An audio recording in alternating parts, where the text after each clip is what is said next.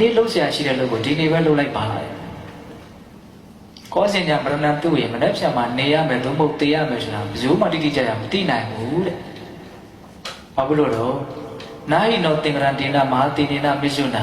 များစွာသောစစ်တီရှိတဲ့တေမင်းနဲ့တတ္တဝါတွေမှာဘယ်ချိန်မှတွေ့ရမယ်လို့ချင်းချက်ထားတယ်ဆိုတာမရှိလို့ပါတဲ့အလွန်မှတရားလည်းပဲအကြောင်းအကျိုးခိုင်လုံတဲ့ဒေသနာတစ်ခုပဲပြောလိုက်တယ်နော်ဒီကနေ့ပဲမြင့်မြတ်တဲ့အဲ့ဒီအလုပ်ကြီးကိုလုပ်ဖြစ်အောင်လုပ်လိုက်ပါဘာလို့ဆိုမနေ့ဖြန်မှာအဲ့ဒီအလုပ်ကိုလုပ်ဖြစ်အောင်လုပ်လို့ရတဲ့ရှင်သန်မှုမျိုးရှိခြင်းမှရှိမယ်ရှိခြင်းလည်းရှိမယ်မနေ့ဖြန်နေရမယ်တည်ရမယ်ဆိုတော့သူမှအတိအကျမသိဘူးအဲ့လိုပြောတော့တချို့ကကပ်ပြီးတော့ပြောမယ်ဒီလိုပြောမှတော့မသိသေးပါဘူးဘုံဘုံအလောင်းစားလုပ်မလားအဲ့လိုပြောရင်တော့ဘုံတော့ရှုံးပါဘောနော်ဒါပေမဲ့သိကြတာကသိသွားကြတဲ့ပုံကိုယ်တိုင်းဒီနေ့လို့သိတယ်ဆိုမနေ့တုန်းကတော့ငါမျက်မှောက်သိမယ်လို့မသိဘဲနဲ့သိသွားကြတာပါဟုတ်တယ်မဟုတ်လားအဲ့ဒါမျိုးဆိုပြားကမနေ့ဖြန်မှာသိလိမ့်မယ်လို့ကံတိကမပြောတာလည်းမဟုတ်ဘူးနော်သိရင်လည်းသိမယ်သို့မဟုတ်နေရင်လည်းနေရမယ်ပေါ့ဘာလို့အဲ့လိုပြောရလဲဆိုတော့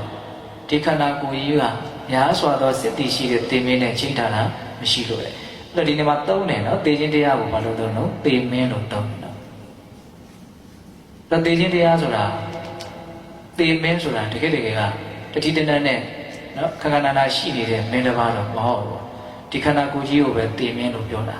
သိတတ်တဲ့အရာကြီးပေါ့အယုံမှမတတ်ဘဲနဲ့ပြီးရင်လည်းတနေ့ကျတော့သူ့တ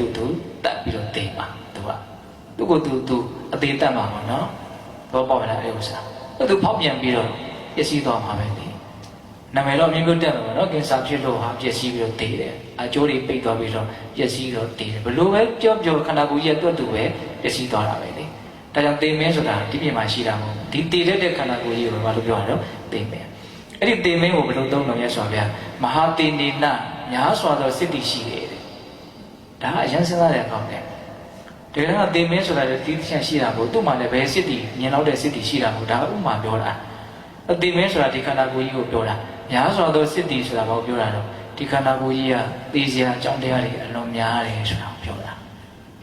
နော်စံကြီးမြင်လို့ရှိတဲ့သွေးကြောလေးတွေပင်တော့အစင်မပြေဖြစ်သွားရင်တော့သိနိုင်တယ်တော့